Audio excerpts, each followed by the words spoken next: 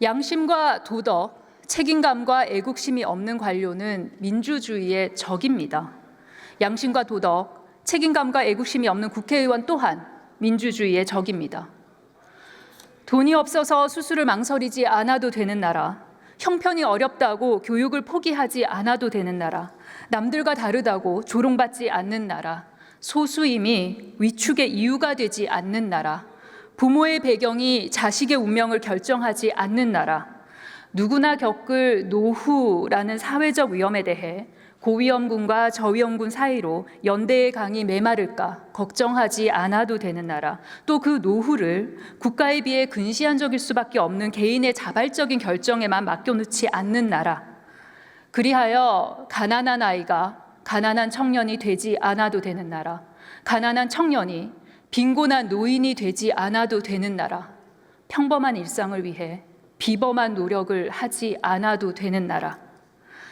다가오는 6월 3일 우리 국민께서는 이처럼 응당 누리셔야 할 마땅한 대한민국의 질서를 다시 또 새롭게 만드시는 결정을 내리실 것입니다. 이 질서를 만들어내는 중차대한 결정에 내란 세력들이 서로 머리를 들이밀고 있습니다. 민주적 정당성을 잃은 임명권자로부터 임명받은 내란 정권의 강요들, 내란 동조를 넘어 주도를 한 내란 주도 정당 국민의힘, 이들 중 그 누구도 대한민국의 성장을, 복지를, 회복을, 미래를, 통합을 입에 담을 자격조차 없습니다. 자격이 없는 내란 세력을 상대로 우리의 미래를 위한 질문을 하는 이 상황이 국민께 죄송스럽습니다. 그러나 들춰내야 기록할 수 있고, 기록해야 기억할 수 있고, 기억해야 반복하지 않고 단죄할 수 있습니다. 우리의 역사 앞에서, 현 세대와 미래 세대 앞에서 수치스러운 내용이지만 하나씩 짚어보는 질문을 하도록 하겠습니다. 박성재 법무부 장관님, 앞으로 나와주십시오. 법 집행은 실질과 형식이 모두 공정해야 합니다. 즉, 법과 원칙에 따라 공정하게 처리하는 것도 중요하지만 국민의 눈높이에서 공정하게 처리되는 것으로 보이는 것도 매우 중요합니다. 누가 하신 말씀인지 아십니까? 저도 취임할 때 이런 말을 한 것 같습니다. 최근 일부 검사들의 정치 행위에 대한 외부의 시선이 매우 따갑습니다. 지금은 검사 스스로 자세를 가다듬고 사명감을 되찾아야 할 때입니다. 검사에게 부여된 막중한 사명을 가슴에 새기고 혼신의 힘을 다해 국민을 섬기고 국가에 봉사할 것을 새롭게 다짐했으면 합니다. 기억나십니까? 예. 2024년 2월 20일 장관님께서 제70대 대한민국 법무부 장관 취임식에서 하셨던 취임사입니다. 저는 이날만큼은 장관님께서 하셨던 말씀이 진심이라고 믿고 싶습니다. 그리고 이날 하셨던 말씀의 그 진심 한 조각쯤은 지금도 갖고 계시기를 기대를 합니다. 오늘 제가 드릴 대정부 질문 내용은 한덕수 권한대행의 이완규 헌법재판관 후보자 지명의 건, 심우정 검찰총장의 내란 수사 방해의 건, 그리고 장관님께서도 포함된 4인 안가 해동의 건이 될 것입니다. 지난해 2월 20일 장관님께서 직접 말씀하셨던 취임사의 문장 하나하나에 담았던 그 진심을 토대로 질문을 드리고자 합니다. 참고하실 수 있도록 제70대 법무부 장관 박성재의 취임사를 전달드리도록 하겠습니다. 슬라이드 보시겠습니다. 지난 4월 9일입니다. 법사위 전체회의에서 김서구 전 법무장관 대행은 권리와 사고에는 중요한 차이가 있다. 사고의 경우에는 복귀할 수 있는 대통령의 의중과 다른 결정을 내리면 안 되기 때문에 가급적 자제해야 한다. 다만 권리의 경우에는 다시 복귀할 가능성이 없기 때문에 학설상으로 적극적으로 권한을 행사할 수 있는 의견이 상당수라고 했습니다. 오늘 장관님도 비슷한 취지의 말씀을 하신 걸로 알고 있습니다. 이 말씀을 하면서 한덕수 권한대행의 이완규, 함상훈 헌법재판관 지명을 두둔하기도 했죠. 지난번 김서구 차관이. 그런데 제 생각에는 이 권한대행의 권한 행사를 판단하는 기준이 사고면 자제, 권리면 적극 행사라는 이 법 형식적인 기준에만 있을 수는 없다고 생각을 합니다. 왜냐하면 실질적으로 벌어진 현상이 더 중요하기 때문이죠. 예를 들어 아까도 국군 통수권만큼은 자제할 필요가 없다라는 그런 취지의 답변이 있기도 했는데 실제로 불행히도 전쟁이 일어났을 때 그 기준이 사고냐 권리냐 절차가 될 수는 없지 않겠습니까? 장관님 또한 법 형식적 절차와 실질에 대해서 강조를 하셨습니다. 취임사를 보면 법 집행은 실질과 형식이 모두 공정해야 합니다라고 말씀하셨습니다. 법무부 장관 대행이 또 장관이 밝혔던 이 견해가 장관님 취임사에서 강조했던 실질과 형식을 모두 갖춘 법 집행의 공정에 부합한다고 보십니까? 제가 생각하는 데는 차관께서 이를 말한 것은 이런 견해도 있을 수가 있다는 하나의 의견에 불과하다고 생각하고, 지금 대통령이 거래된 사항에 권한 대행이 어느 정도까지 할 수 있느냐에 대해서는 다양한 의견이 있는 것으로 알고 있습니다. 다음 슬라이드 보시겠습니다. 게다가 김서구 전 법무장관 대행은 국회 법사위 질의에 대한 답변에서 한덕수 권한대행이 대통령 모 헌법재판관을 지명한 것이 행정부 수반으로서 임명한 것이라고 답했습니다. 대통령 몫은 입법사법행정에 골고루 임명하는 것이라 국가 원수 자격이 아닌 행정부 수반으로 임명하는 것이라고 답을 했습니다. 장관님께서는 이 주장에 동의하십니까? 아까 비슷한 취지의 발언을 하셨던 것 같은데요. 자체가 행정부, 입법부, 사법부의 3부에서 3명씩 추천해서 임명하도록 규정되어 있기 때문에 지금 그 몫은 행정부 몫이라고 그렇게 생각을 하고 있습니다. 그 의견에 동의하는 편입니다. 네, 슬라이드 보여주십시오. 장관님 슬라이드 한번 보시겠어요? 이 슬라이드는 고등학생을 비롯한 대학 입시생들이 보는 EBS 수능 특강 한 장면입니다. 칠판에 필기된 내용을 설명을 드리겠습니다. 대통령의 권한은 국가 원수로서의 권한, 행정부 수반으로서의 권한으로 나눌 수 있는데 국가 원수로서의 권한 중 하나가 바로 헌법재판관 임명권입니다. 이 내용을 다룬 모의고사 문제 해설서에는 대통령의 국가 원수로서의 권한과 행정부 수반으로서의 권한, 이 둘을 구분하는 것은 수능에 자주 출제되는 문제라 정확히 개념을 알고 암기해야 합니다라고 친절하게 설명하고 있습니다. 장관님께서 직무가 정지되신 동안 법무장관 대행직을 수행한 법무부 차관이 수능 사회탐구, 법과 정치 과목에 나오는 대통령의 권한에 대한 수능 오답을 설파하신 셈입니다.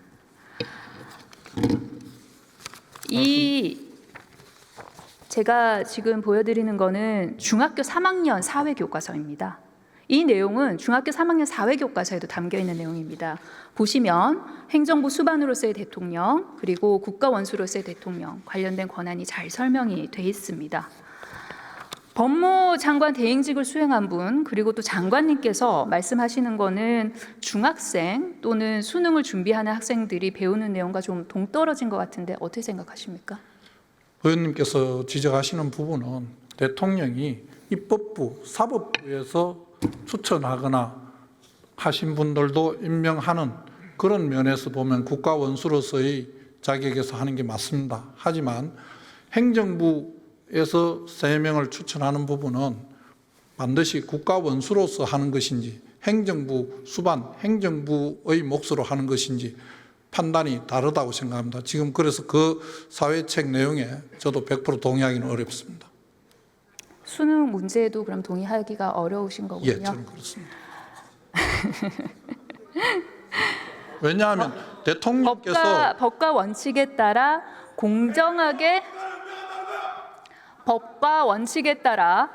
공정하게 처리하는 것도 중요하지만 국민 눈높이에서 공정하게 처리되는 것으로 보이는 것도 매우 중요합니다. 이 역시 장관께서 취임사에서 하신 말씀입니다. 예. 기억하시죠? 예. 평등에 대해 법적으로 따지자면 여러 복잡한 법 이론들이 있을 수 있겠지만 여기 장관님과 법 논리를 따지자는 것은 아니고 장관님이 강조하신 바로 이 국민 눈높이에서 공정하게 보이는지에 관해 한번 여쭤보도록 하겠습니다. 한 마트에서 분유 3통을 훔친 40대 여성은 1심에서 실형을 선고받아 항소했지만 2심에서 징역 6개월에 집행유예 3년을 받았습니다. 심야의 동네 슈퍼마켓에서 반시 한 상자, 계란빵 1개, 보리건빵 한 묶음 등을 훔친 60대 남성, 징역 6개월. 농촌마을 빈집 냉장고에서 바나나 2송이, 두유 1개, 식빵 1개, 음식을 훔쳐먹은 40대 남성은 징역 8개월을 선고받습니다. 바나나 2송이, 두유, 식빵, 모두 배가 고파서 한 생계형 도둑질이지만 이 중 누구도 어느 국민에게도 장관님께서 말씀하신 그 법과 원칙은 피해가지 않았습니다. 생계형 범죄로 정상을 참작할 여지가 있어 보이는 범죄지만 각각 징역형 실형 또는 집행유예를 받았습니다. 시선을 바꿔 권력층을 한번 보도록 하겠습니다. 슬라이드 보여주십시오. 한덕수 권한대행은 본인 말로는 대통령의 고유 권한을 행사했습니다라고 했습니다. 그러나 이는 차기 대통령에게 장래 국민이 위험할 것이 확실한 권한을 미리 훔친 것과 같습니다. 어느 한 명의 국민으로부터 단 한 표도 받은 적이 없는 권한대행이 4,400만 대한민국 국민 모두 불가분적으로 똑같이 가진 권한을 도둑질한 셈입니다. 돈이 많은 사람, 돈이 적은 사람, 많이 배운 사람, 적게 배운 사람 상관없이 모두가 가진 권한입니다. 어쩌면 누군가에게는 본인이 가진 유일한 권한일 수도 있습니다. 장관님께서는 분명 실제로 공정하게 처리하는 것뿐 아니라 국민 눈높이에서 공정하게 처리되는 것으로 보이는 것도 매우 중요하다고 하셨습니다.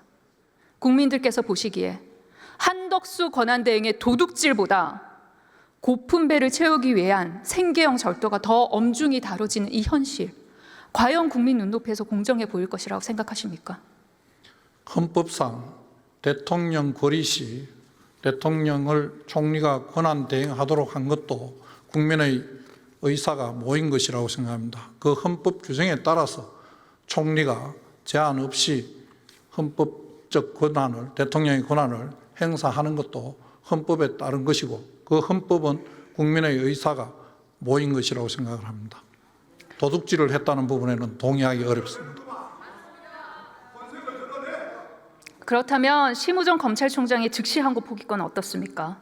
구속된 피의자나 피고인 석방 때 이제까지 검찰은 즉시 항고로 대응해왔습니다.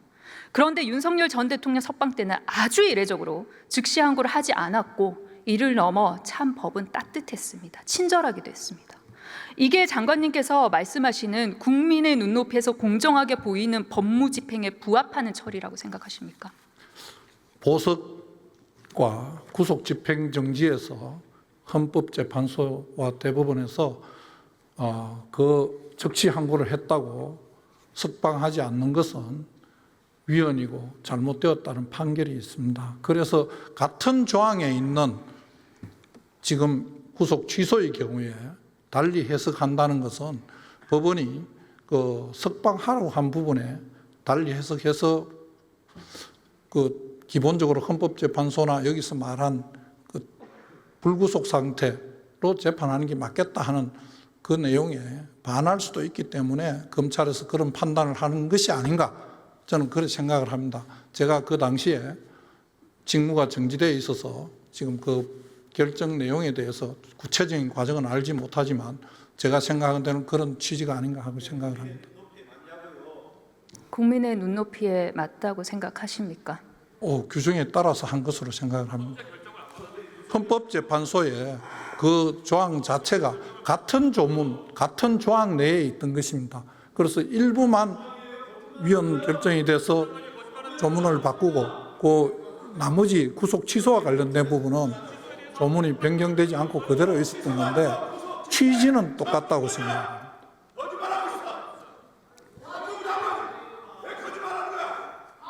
거짓말한 바 없습니다.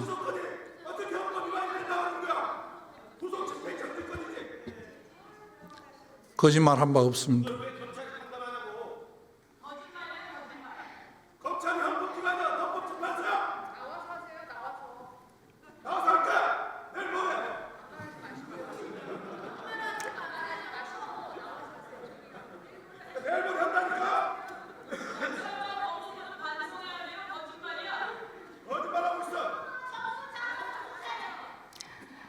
장관님 취임사에는 옳은 내용을 설득하고 추진할 줄 아는 용기를 갖춰야 한다고 생각해 왔습니다. 라는 구절도 있습니다.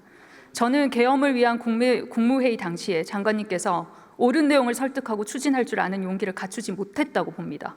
그런데 적어도 이번 이완규 헌법재판관 지명에 대해서는 옳은 내용을 설득하고 추진할 용기를 갖춰주셨으면 합니다. 지명 철회를 건의하실 용기가 있습니까? 헌법재판소에 지금 사건이 계류 중인 것으로 알고 있습니다. 그 용기가 없다는 말씀이십니까? 그 판단을 헌법재판소에서 할 것으로 생각합니다. 저는 도대체 왜 장관님께서 대한민국의 법무를 관장하는 법무부 장관으로 이 자리에 서 계신지 알 수가 없습니다. 취임사를 보면 공직과 자신의 업무를 복짓는 기회로 여겨 자긍심을 가졌다고 하며 법무부 공무원들을 격려하셨습니다. 그런데 제가 오늘 들어보니 복짓는 기회가 아니라 그간 죄짓는 기회로 삼으셨던 것 같습니다. 제발 대정부 질문이 끝나고 돌아가는 길에 제가 드렸던 본인의 취임사를 꼼꼼히 읽어보십시오. 공직을 떠난 지 6년여 만에 국민과 국가를 위해 다시 헌신할 수